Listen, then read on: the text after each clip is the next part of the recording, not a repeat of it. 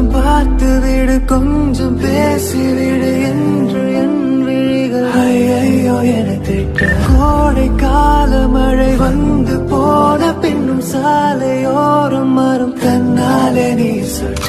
என்னை தாக்கும் புயலே இரவோடு காயும் வெயில்